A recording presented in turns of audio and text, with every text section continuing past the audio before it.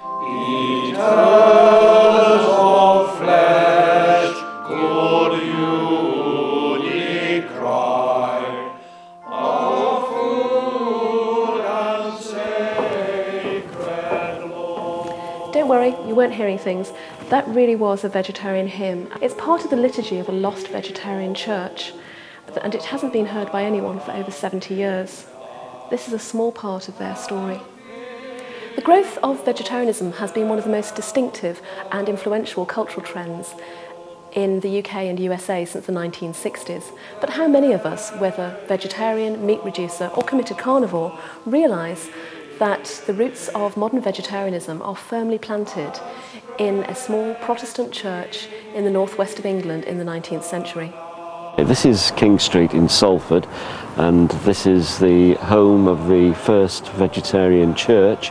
The chapel of William Cowherd was built here in 1800.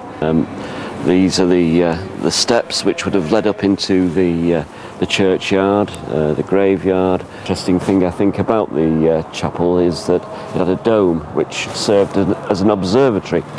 And that to me symbolises the sort of thing that Cowherd wanted to see here. It wasn't only a place of worship, but it was a place of knowledge and enlightenment. Over the years, local people came to call Cowherd's Vegetarian Bible Christian Church by the nickname the Beefsteak Chapel.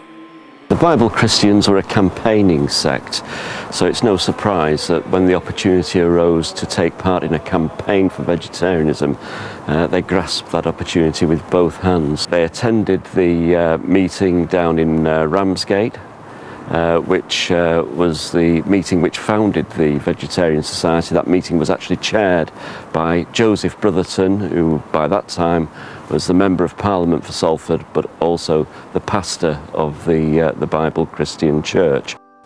The Bible Christian Church seemed to lose some of its distinctive energy as a vegetarian, pacifist, teetotal church after the death of its founder, Cowherd, and also some of its early ministers like Brotherton and Schofield.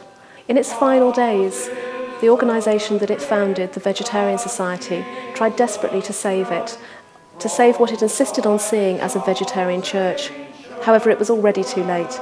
The church really was very much a non-denominational church by that time. It wasn't distinctive as a vegetarian church in any way, and the members that remained were happy to join the local Unitarian church, and it finally closed its doors in 1932.